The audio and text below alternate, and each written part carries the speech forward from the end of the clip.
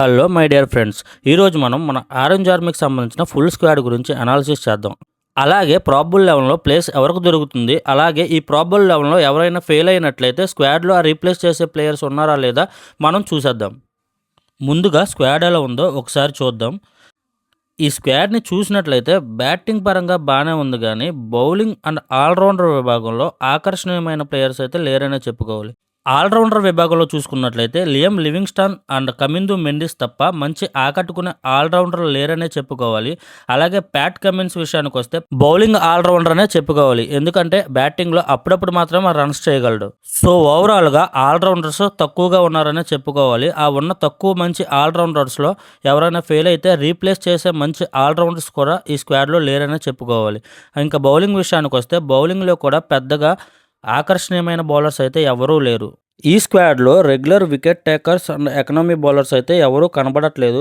SRH team ఎప్పుడైనా తక్కువ స్కోర్కి all out అయినట్లయితే ఆ తక్కువ స్కోర్ని డిఫెండ్ చేయగల బౌలర్లు అయితే ఈ టీంలో లేరనే చెప్పుకోవాలి. సో టీం ఎప్పుడు ఫస్ట్ బ్యాటింగ్ చేసినా ఒక మంచి స్కోర్ని అయితే స్కోర్ బోర్డు మీద పెట్టాల్సి వస్తుంది, ఎందుకంటే టీంలో బౌలింగ్ డిపార్ట్మెంట్ అయితే అంతగా బాగలేదు కాబట్టి. సో ఓవరాల్గా ఈ స్క్వాడ్ని batting strong and bowling weak squad అనే చెప్పుకోవాలి. ఇప్పుడు ఈ స్క్వాడ్ నుంచి మన ప్రాబబుల్ ప్లేయింగ్ 12 అయితే చూసేద్దాం. మొదటిగా Travis Head, Abhishek Sharma, Ishan Kishan, Heinrich Klaasen, Aniket Varma, Nitish Kumar Reddy, Livingstone, Zeeshan Ansari, Pat Cummins or Malinga, Jaydev Unadkat, Harshal Patel, Harsh Dubey. ఇదే ఎస్ఆర్హెచ్ స్క్వాడ్ నుంచి మన ప్రెడిక్టెడ్ ప్లేయింగ్ 12. ఈ టీంకి యాక్చువల్ కెప్టెన్ అయితే Pat Cummins, but Pat Cummins injury కారణం వల్ల మొదటి కొన్ని మ్యాచెస్ మిస్ అయ్యే అవకాశం ఉంది. సో ఈ టీంకి అభిషేక్ శర్మ ఆర్ ఇషాన్ కిషన్ని కెప్టెన్గా చేసే అవకాశం అయితే ఉంది. ఇందులో ఎక్కువగా ఇషాన్ కిషన్కే ఇచ్చే అవకాశం ఉంది, ఎందుకంటే ఇషాన్ కిషన్ డొమెస్టిక్ లెవెల్లో కెప్టెన్గా తన టీంని ఫైనల్ తీసుకెళ్లిన అనుభవం ఉంది. సో ఇషాన్ కిషన్కే ఎక్కువగా కెప్టెన్సీ ఇచ్చే అవకాశం అయితే ఉంది. ఈ ప్లేయింగ్ 11 చూసినట్లయితే మనం ముందుగా స్క్వాడ్ గురించి చెప్పుకున్న విషయమే. బ్యాటింగ్ అయితే స్ట్రాంగ్గా ఉంది, బౌలింగ్ అయితే వీక్గానే కనిపిస్తుంది. ఇంకా ప్యాట్ కమిన్స్ మొదటి కొన్ని మ్యాచెస్ మిస్ అయినట్టయితే బౌలింగ్ ఇంకా వీక్ అవుతుందనే చెప్పుకోవచ్చు. అండ్ అలాగే స్ట్రాంగ్గా కనిపిస్తున్న ఎస్ఆర్హెచ్ బ్యాటింగ్లో కూడా స్టార్ బ్యాట్స్మెన్స్ ఎవరైనా ఫెయిల్ అయితే రీప్లేస్ చేయడానికి స్క్వాడ్లో మంచి స్టార్ బ్యాట్స్మెన్స్ అయితే ఇంకెవరూ లేరని చెప్పుకోవాలి. ఉన్న ఈ బ్యాట్స్మెన్ నుంచే మనం మంచి పర్ఫార్మెన్స్ అయితే ఎక్స్పెక్ట్ చేయాలి, ఎందుకంటే స్క్వాడ్ మొత్తం యంగ్స్టర్స్తో నిండిపోయి ఉంది. సో ఓవరాల్గా ఈ టీం అయితే బౌలింగ్ పరంగా కష్టాలు ఎదుర్కోవాల్సి ఉంటుంది. ఇంకా స్టార్ బ్యాట్స్మెన్స్లో ఎవరైనా ఇంజురీ ఇష్యూస్ ఫేస్ చేసినట్లయితే బ్యాటింగ్లో కూడా కష్టాలు ఎదుర్కోవాల్సి ఉంటుంది. సో ఎవరు ఇంజూర్ అవ్వకూడదనే కోరుకుందాం.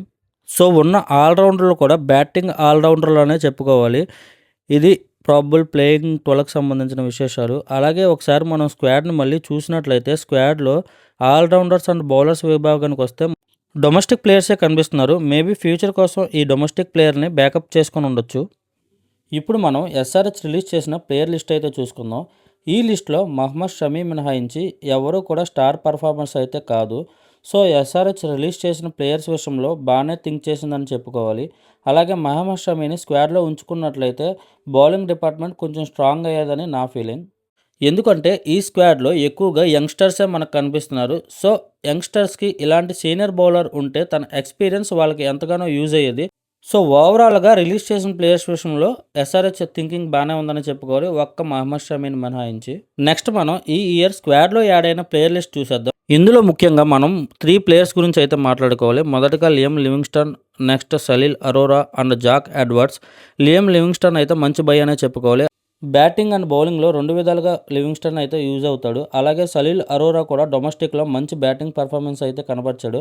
సో ప్రజెంట్ మనం అనుకున్న ప్లేయింగ్ 11లో ఎవరైనా ఫెయిల్ అయినట్లయితే నెక్స్ట్ ఛాన్స్ ముందుగా వచ్చేది సలీల్ అరోరాకే.